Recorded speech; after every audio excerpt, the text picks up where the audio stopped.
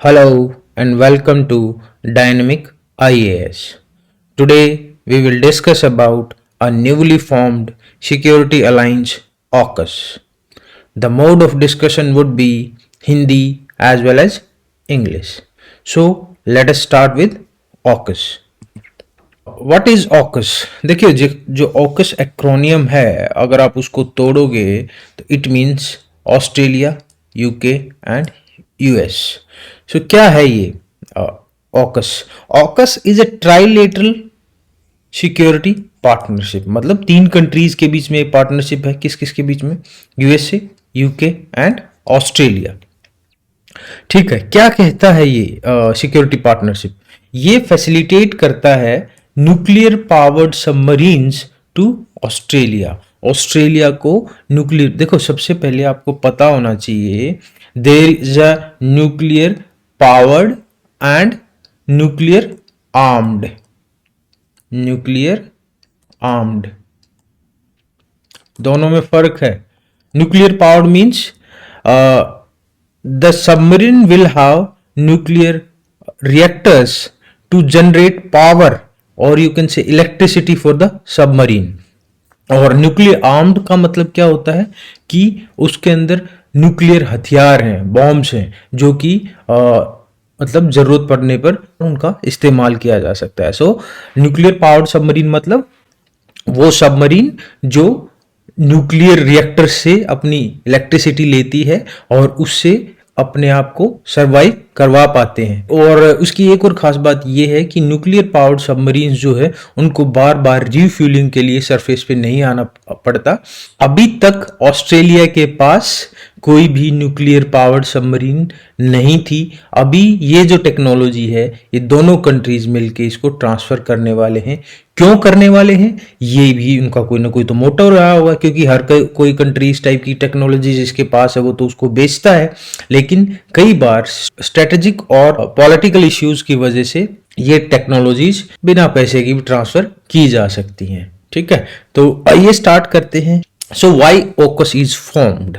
So AUKUS is formed for sharing greater defense capabilities with Australia. Australia के साथ US और UK ज्यादा से ज्यादा अपनी डिफेंस कैपेबिलिटीज शेयर करेंगे। क्यों? वो ऐसा क्यों कर रहे हैं भाई? वो कर रहे हैं इसलिए because the partnership is dedicated to promote peace and stability in Indo Pacific region. Indo Pacific region के अंदर वो पीस और स्टेबिलिटी क्रिएट करना चाहते हैं। अब यहाँ पे ये वर्ड जो है stability, that is very important. Why? Because right now this region, that Indo Pacific region is not stable because of Chinese aggression.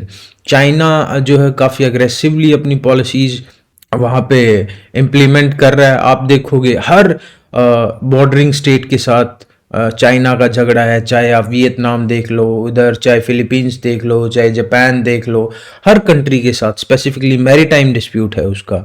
तो इस चीज को ध्यान में रखते हुए एक स्ट्रेटेजिक प्रेशर चाइना के ऊपर बनेगा। ये देखो इंडो पैसिफिक रीजन की जब बात आती है तो कौन सा इंडो पैसिफिक रीजन?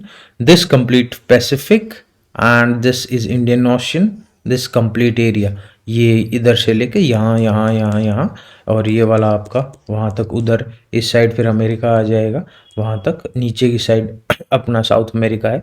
तो इस रीजन में स्टेबिलिटी प्रमोट करने के लिए अब देखो हो क्या रहा है, साउथ चाइना सी के अंदर ये वाला जो रीजन है इधर, यहाँ पे काफी मतलब डिस्प्यूट हो रहे हैं बिटवीन द कंट्री चाइना के साथ। वो कहीं पे भी अपने बेसिस बना रहा है, अग्रेसिवली पॉलिसीज को फॉर्मुलेट कर रहा है। तो इस चीज से काउंटर करने के लिए अलायंस फॉर्म किया जा रहा है। इंपॉर्टेंस ऑफ ऑकस, क्या इंपॉर्टेंस रहेगा ऑकस का? If the alliance is successful, then Australia may join the group of countries which have nuclear powered submarines। अगर ये अलायंस सक्सेसफुल होता है तो ऑस्ट्रेलिया, बहुत फ्यू कंट्रीज हैं जिनके पास न्यूक्लियर पावर्ड, 5 या 6 कंट्रीज हैं जिनके पास ये टेक्नोलॉजी है कि उनकी सबमरीन्स न्यूक्लियर पावर से चलती हैं। तो ऑस्ट्रेलिया भी उन कंट्रीज में से हो जाएगा। Australia will be second country after UK with which USA will share its nuclear submarine technology।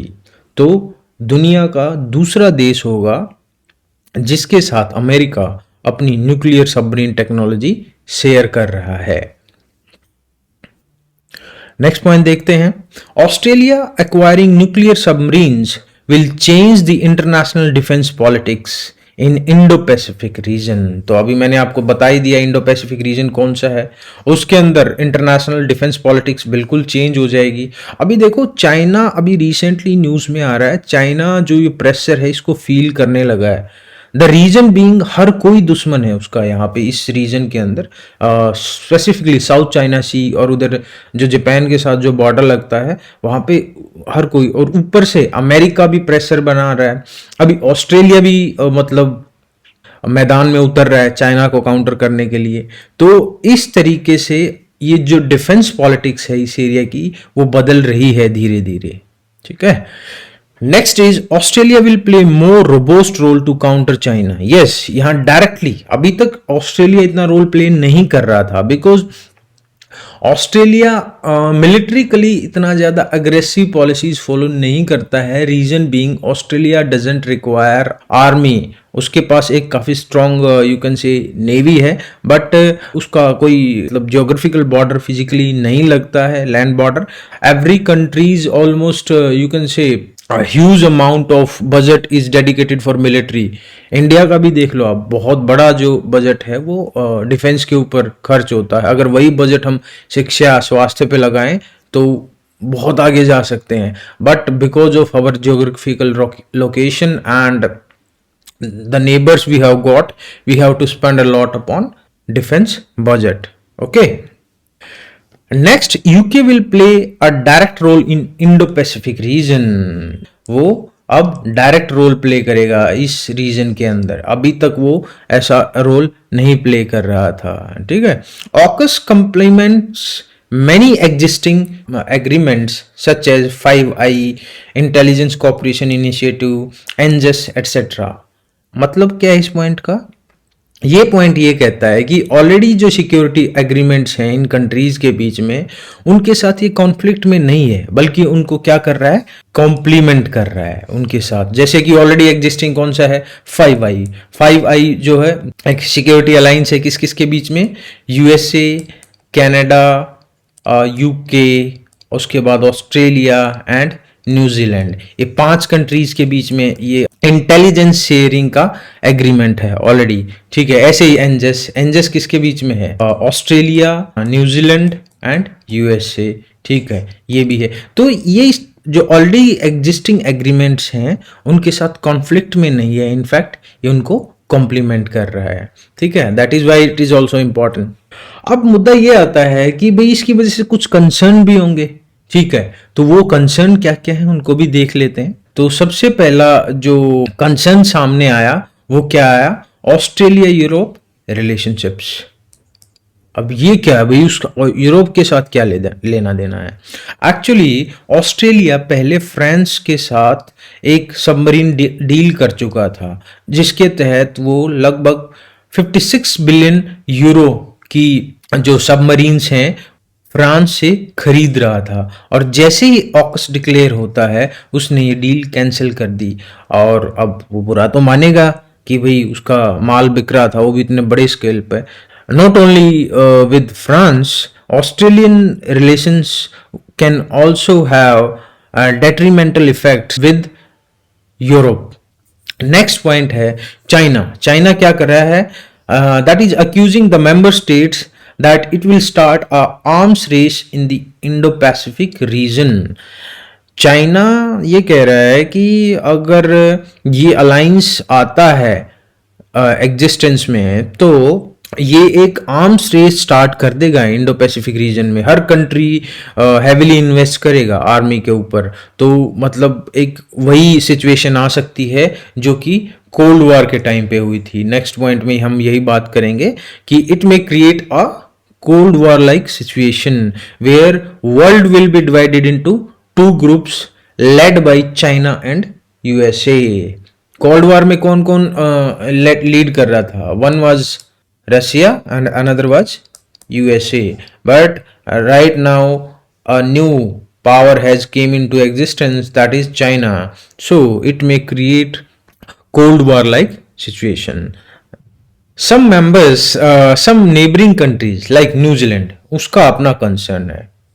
वो क्या कहता है that it will not allow Australia's nuclear powered submarines in its territory because of its nuclear free zone policy of 1984.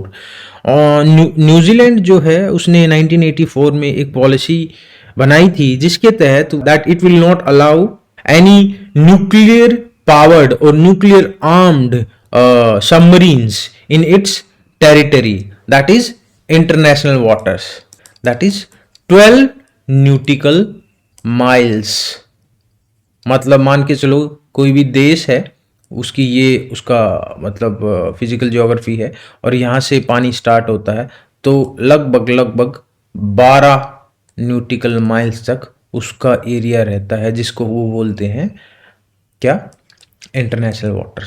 तो New Zealand ने policy बना ली थी 1984 में, तो उसको वायलेट कर सकता है ये ऑकस. तो न्यूजीलैंड को भी एक कंसर्न है. नेक्स्ट है इंडिया. अब इंडिया क्या है, बात हो रही है इंडो पैसिफिक की. तो इंडो पैसिफिक मतलब इंडियन ओशियन ऑल्सो, ये वाला रीजन ऑल्सो, ठीक है. तो ये रीजन जो है उसमें भी इंपैक्ट होने वाला है. तो इंडिया की एप्रीहेंशंस बढ़ सकती हैं. द एप्रीहेंशंस ऑफ इंडिया में increase due to crowding of eastern Indian Ocean with nuclear submarines. तो ईस्टर्न इंडियन ओशियन के अंदर बहुत सारी न्यूक्लियर सबमरीन्स होंगी.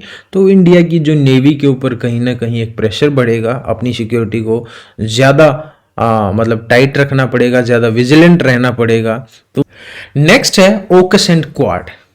सो Quad is an informal strategic dialogue. सबसे पहले तो आपको ये पता होना चाहिए this is informal and AUKUS is formal. Informal का मतलब ये है कि ऑफिशियल, मतलब कोई भी अभी ऐसी खास पॉलिसी नहीं बनी है, ठीक है. और फॉर्मल का मतलब है ये ऑफिशियल हो चुका है.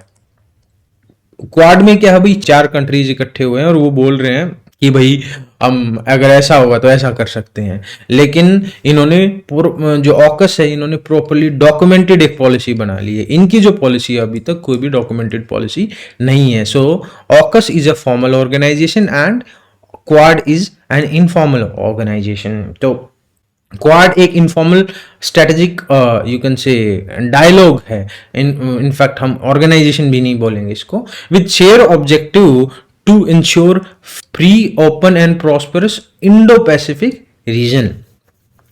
मतलब कि भाई इंडो पैसिफिक रीजन जो है फ्री हो, ओपन हो ट्रेड के लिए और प्रॉस्परस हो, ये इसका मेन मोटो है. अब बात आती है मेंबर्स कि क्वाड के अंदर मेंबर्स कौन से हैं. So Quad has Australia, India, Japan and USA. AUKUS में कौन कौन है, ऑस्ट्रेलिया, यूके एंड यूएसए. तो वहां पे 3 मेंबर्स हैं, यहाँ पे 4 मेंबर्स हैं. 2 मेंबर जो है वो कॉमन है, ऑस्ट्रेलिया और यूएसए, और 2 मेंबर अलग हैं, यहाँ पे इंडिया और Japan. Quad is viewed as a response to aggressive Chinese economic and military policies. तो ऑलमोस्ट अगर आप देखोगे ओकस और क्वाड दोनों का जो मोटो है फॉर्मेशन का, दैट इज ऑलमोस्ट सिमिलर, ठीक है. सिमिलर मोटो है कि भाई चाइना को काउंटर करना और इंडो पैसिफिक जो रीजन है उसके अंदर शांति बनाए रखना. इंडिया एंड ऑकस कि इंडिया का ऑकस से क्या लेना देना है, क्या इंपैक्ट पड़ेगा इंडिया के ऊपर. आइए स्टार्ट करते हैं. AUKUS can help India in protecting the Indo-Pacific region where China is gaining dominant position. ये तो बात हर जगह ही है भी, हर जगह जो चाइना डोमिनेंट पोजीशन जो है ले रहा है इंडो पैसिफिक रीजन में, उसको काउंटर कर सकता है. और जो इंडियन एक्सपर्ट्स हैं they believe that AUKUS will complement Quad dialogue, but AUKUS being a nuclear alliance India will be reluctant to join this group. कि भाई ऑकस जो है वो कॉम्प्लीमेंट करेगा क्वाड को, ठीक है. मतलब उसके साथ कोई कॉन्फ्लिक्ट नहीं होगा। इंडिया इसको ज्वाइन कर सकता था बट इंडिया नहीं करेगा, थोड़ा रिलेक्टेंट रहेगा। रीजन बीइंग न्यूक्लियर अलायंस है ये, तो इंडिया की जो जो न्यूक्लियर पॉलिसी है वो इसको अलाउ नहीं करती है कि भाई हम इस ग्रुपिंग को ज्वाइन करें। Next point is AUKUS will not supersede Quad. AUKUS but it will complement the Quad, मतलब क्वाड को ये कॉम्प्लीमेंट करेगा। So this was all about AUKUS, its formation, members, why it is formed, how it is related to quad, how it is related to India. Thank you for watching.